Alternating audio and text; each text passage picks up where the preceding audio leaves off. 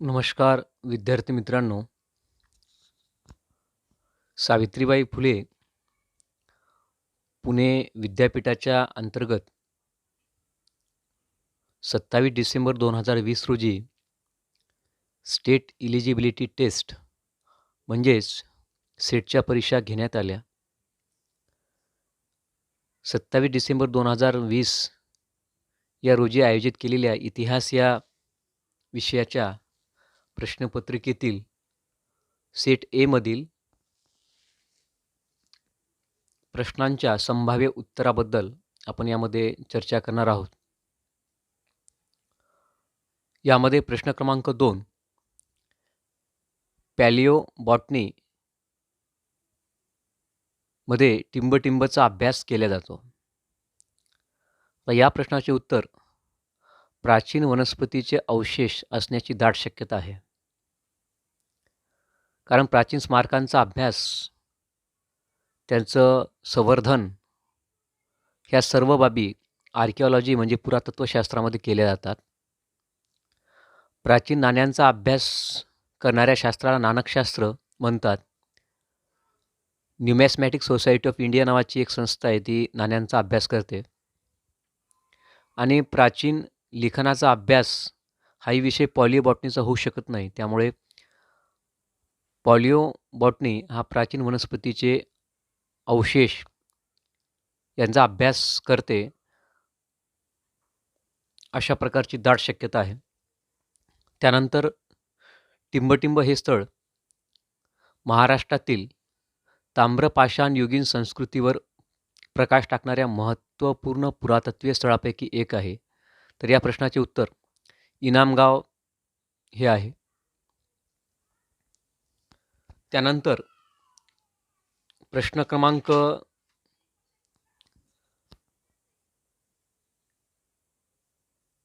4 ज्यामध्ये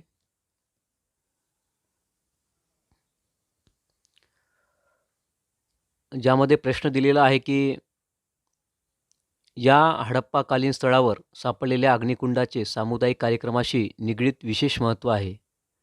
तर या प्रश्नाचे उत्तर कालिबंगन आहे. त्यानंतर प्रश्न क्रमांक 5 टिंबटिंब हे 2 महत्त्वाचे हडप्पन पीक आहे. तर या ठिकाणी या प्रश्नाचे उत्तर गहू आणि जव असण्याची दाट संभाव्यता आहे. कारण महत्त्वाचे पीक म्हटलेले आहे. तीळ आणि मोहरी, तांदूळ आणि मटर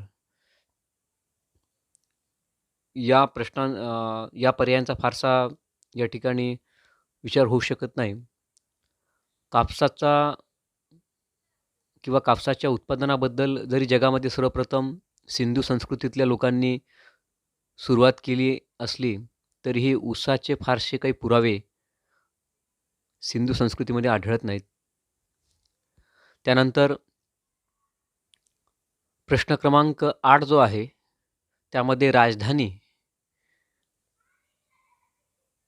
प्राचीन भारतीय जे काही गणराज्य आहेत आणि त्या गणराज्याची जी काही गणनामे आहेत ती दिलेली आहेत. यामध्ये विशेषतः आपण जर पाहिलं तर रामग्रामचे कोलीय, मिथिलाचे विदेह आणि कपिलवस्तूचे शाक्य, त्याचबरोबर वैशालीचे लिच्छवी याप्रमाणे पर्याय क्रमांक 2 म्हणजे पर्याय क्रमांक जो बी आहे त्याचं उत्तर असण्याची दाट शक्यता आहे. त्यानंतर जर आपण पाहिलं तर प्रश्न क्रमांक 13 जो आहे ज्यामध्ये कार्ले येथील शैल संकुल कोणी तयार केले असे विचारण्यात आले आहे. तर या प्रश्नाच्या उत्तराचा नेटवर शोध घेतला असता नहपान असे उत्तर आढळून आलेले आहे.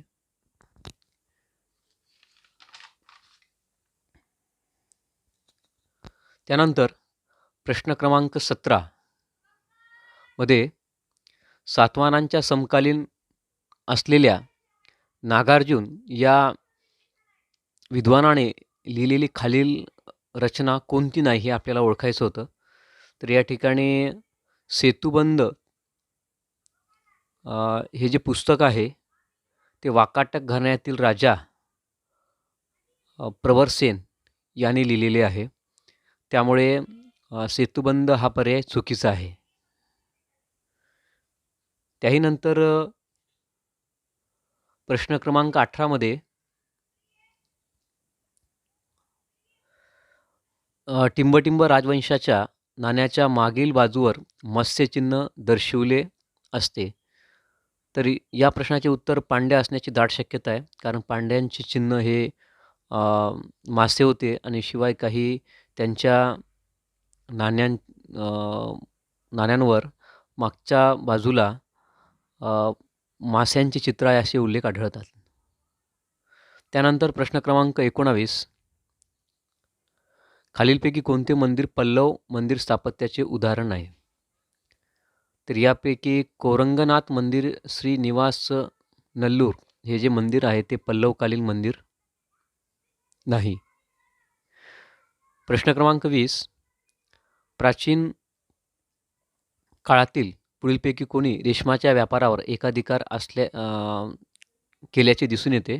तर यामध्ये चीनी हे उत्तर असण्याची दाट शक्यता आहे, कारण चीनपासून ते मध्य आशियापर्यंत ज्या मार्गाने मोठ्या प्रमाणामध्ये रेशमाची विक्री होत होती किंवा वाहतूक होत होती त्या मार्गाला सिल्क रूट असं म्हणतात आणि तो चीनपासून साधारणतः मध्य आशियापर्यंत निघतो. तर चीन हा देश प्राचीन काळापासून रेशमाच्या उत्पादनामध्ये एक अग्रेसर देश आहे.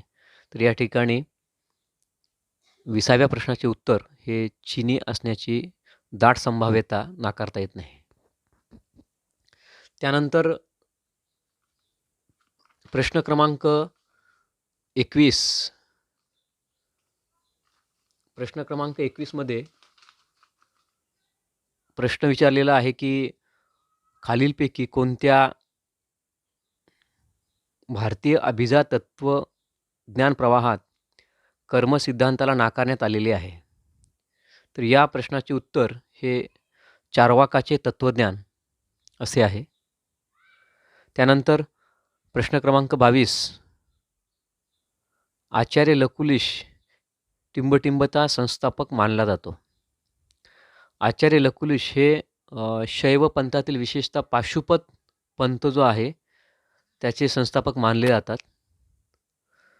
त्यानंतर हा जो प्रश्न आहे प्रश्न क्रमांक 24, ज्यामध्ये खालीलपैकी कोणते प्राचीन नगर वाकाटकांच्या पूर्व शाखेची राजधानी नव्हती? तर साधारणतः नंदीवर्धन आणि प्रवरपूर या राजधान्या होत्या. पद्मपूर किंवा एलिचपूर यापैकी एक राजधानी नसण्याची दाट शक्यता आहे, परंतु या ठिकाणी निश्चित स्वरूपात उत्तर न मिळाल्यामुळे या प्रश्नाच्या उत्तराचा शोध तुम्ही घ्या. त्यानंतर प्रश्न क्रमांक 25 मध्ये असे विचारण्यात आलेले आहे की खालीलपैकी कोणत्या इसवी सनाच्या 10व्या शतकातील जैनधर्मीय राजकीय इतिहासकाराने नीतिवाक्यामृतची रचना केलेली आहे? त्याचं उत्तर सोमदेव असं आहे. सोमदेवाने नीतिवाक्यामृतची रचना केलेली आहे. प्रश्न क्रमांक 26 मध्ये हैदराबाद ताम्रपटामध्ये खालीलपैकी कोणत्या राजाच्या राजवटीच्या 3ऱ्या वर्षी सूर्यग्रहण होते असा उल्लेख आहे? तर या प्रश्नाचे उत्तर पुलकेशी दुसरा असे गुगलवर सर्च केल्यानंतर आढळून आलेले आहे. त्यानंतर प्रश्न क्रमांक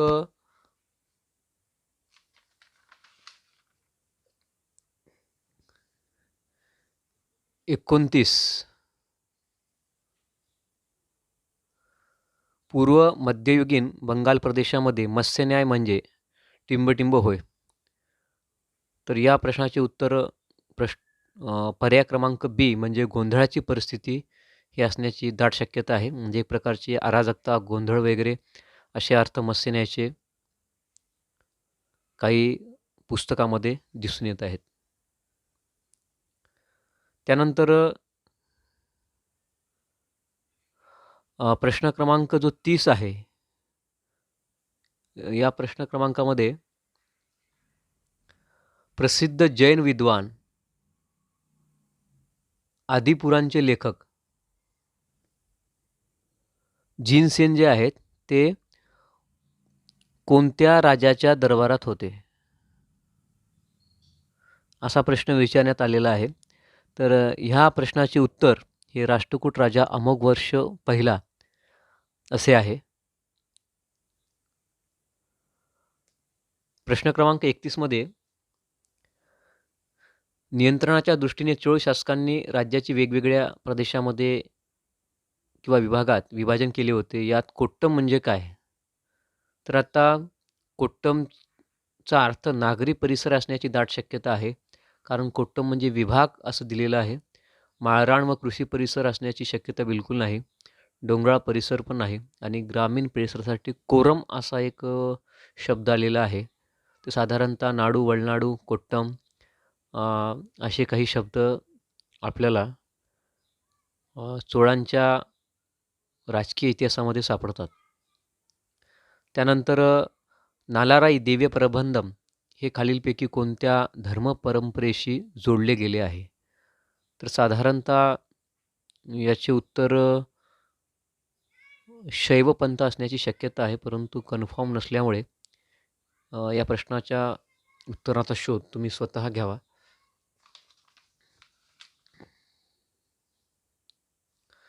त्यानंतर प्रश्न क्रमांक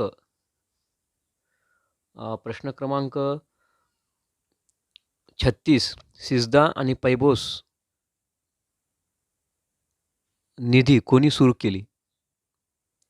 आता मुळामध्ये या प्रश्नाचे उत्तर बलबन असे आहे, कारण बलबननेच सिसदा, पैबोस ह्या प्रथा सुरू केलेल्या होत्या. त्यामुळे या प्रश्नाचे उत्तर बलबन असे आहे. त्यानंतर प्रश्न क्रमांक 38 मध्ये विचारलेले आहे की सत्तेत आलेल्या काळात इल्तुतमिश टिंबटिंबचा राज्यपाल होता, तर त्यावेळेस तो बदायूनचा किंवा बदाऊनचा राज्यपाल होता.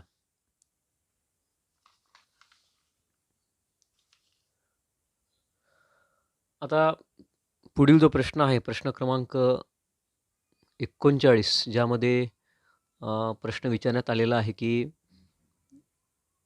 अल्लाउद्दीनच्या काळामध्ये एक टंका टिंबटिंबचा होता. आता या प्रश्नाचे उत्तर गुगलवर सर्च केले असता 48 जितल असे काही ठिकाणी आढळून आलेले आहे.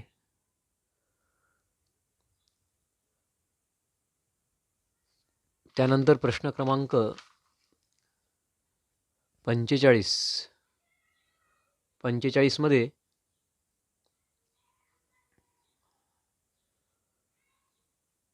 खानवाच्या युद्धात बाबराचा सामना टिंबटिंब सोबत होता. तर खानवाच्या युद्धामध्ये बाबराचा सामना हा राणा सांगा या राजपूत राजाशी होता. तर हे मेवाडचे राजे होते राणा सांगा. 1526 मध्ये पानिपतची पहिली लढाई झाली. या लढाईमध्ये बाबराने इब्राहिम खान लोधीचा पराभव केला होता. त्यानंतर दुसऱ्या वर्षी म्हणजे 1527 मध्ये खनवाच्या लढाईमध्ये बाबराने राणा सांगाचा पराभव केलेला होता. कारण राणा सांगाला असे वाटले की बाबर आक्रमणानंतर आपल्या मायदेशी परत जाईल, परंतु तशी काही परिस्थिती उद्भवली नाही. बाबर याच ठिकाणी सत्ता प्रस्थापित करण्याच्या प्रयत्नामध्ये असल्यामुळे राणा सांगा वर्सेस बाबर अशा प्रकारची ही लढाई होती. त्यानंतर अकबराने तीर्थयात्रेवरील कर टिंबटिंबमध्ये आणि जिजिया टिंबटिंबमध्ये रद्द केले. तर या प्रश्नाचे उत्तर कन्फर्म 1563 आणि 1564 आहे. अकबराने 1560 मध्ये ते दास प्रथा, गुलामगिरीची प्रथा बंद केलेली होती. त्यानंतर 1563 मध्ये तीर्थयात्रा कर त्यांनी रद्द केला होता आणि 1564 मध्ये जिजिया नावाचा जो कर आहे तोही रद्द केलेला होता. त्यानंतर जर पाहिला आपण तर जो पुढचा प्रश्न आहे प्रश्न क्रमांक 48, ज्यामध्ये दिल्लीमध्ये शेरशाह सुरीने बांधलेल्या स्मारकाचे नाव विचारलेले आहे या ठिकाणी. तर या प्रश्नाचे उत्तर किला ई कुहना मस्जिद असे आहे. कारण पर्याय क्रमांक ए जो आहे, कुवत-उल इस्लाम, याची स्थापना कुतुबुद्दीन ऐबक यांनी केलेली आहे. सिरी किल्ला हा अल्लाउद्दीन खिलजी यांनी बांधलेला आहे. तर किला ई कुहना मस्जिद जी आहे ती शेरशाह सुरी यांनी बांधलेली आहे. त्यानंतर आहे की निजामशाही राजघराणे आणि मलिक अंबर यांच्या अभ्यासासाठी पुढीलपैकी कोणते संदर्भ साधन उपयुक्त ठरते? तर या प्रश्नाचे उत्तर बुराणे मासेर असण्याची दाट शक्यता आहे. कारण आईने अकबरी हा अबुल फजल यांचा ग्रंथ आहे. त्यामध्ये अकबराबद्दल जास्तीत जास्त माहिती देण्याचा प्रयत्न केलेला आहे. तुजुके बाबरी हे बाबराचं आत्मचरित्र आहे. त्यावेळेस मलिक अंबर किंवा निजामशाही घराणे अस्तित्वात नव्हते असं म्हणता येईल. तर बुराणे मासीर हे उत्तर असण्याची दाट शक्यता आहे.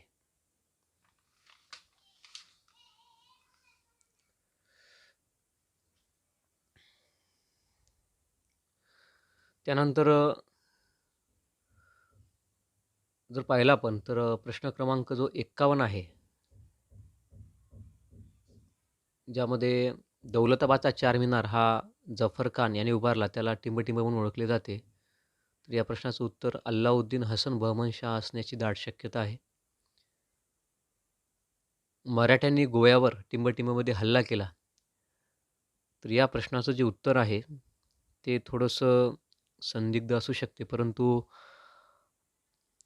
छत्रपती संभाजी महाराजांनी गोव्यावर आक्रमण केलेले होते आणि त्यावेळेसच गोव्याचे पोर्तुगीज हरले असते आणि गोवा हा पोर्तुगीजांच्या गुलामगिरीपासून मुक्त झाला असता. परंतु त्याच वेळेस मोगल बादशहाने औरंगजेबाने बलाढ्य सैन्यासह मराठ्यांवर आक्रमण केल्यामुळे संभाजी महाराजांना पोर्तुगीजांवरची मोहीम आहे ती मागे घ्यावी लागली. त्यामुळे पोर्तुगीज बचावली. तर साधारणतः 1689 हे उत्तर असण्याची दाट शक्यता या ठिकाणी आपण नाकारू शकत नाही. पहिल्या बाजीरावाच्या कालखंडामध्ये सोबत लढाया झाल्याचे काही उल्लेख आहेत, परंतु इसवी सन या ठिकाणी जुळत नाही. त्यामुळे या प्रश्नाच्या उत्तराचा तुम्ही शोध घ्या, पण 1689 हे उत्तर असण्याची शक्यता नाकारता येत नाही. आता त्यानंतर जर आपण पाहिलं तर ह्या प्रश्नपत्रिकेमध्ये परीक्षेच्या कालावधीमध्ये प्रश्न सोडवताना बरेचसे प्रश्न हे अतिशय सोपे वाटलेले आहेत.